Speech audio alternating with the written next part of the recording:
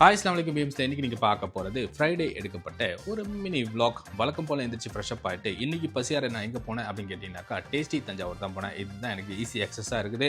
அங்கே போயிட்டு செட் தோசைலாம் சாப்பிட்டுட்டு ஒரு டீயை குடிச்சிட்டு அப்படி டியூட்டிக்கும் வந்தாச்சு. டியூட்டி இன்னைக்கு கொஞ்சம் பிஸியாக தான் போவோம். ஏன்னு கேட்டிங்கன்னா வீக்கெண்டு அப்படின்றதுனால. அதே சமயத்தில் 12 மணிக்கு பிரேக் விட்டுருவாங்க பள்ளிவாசலுக்கு தொழுவு போகணும்னு சொல்லிட்டு.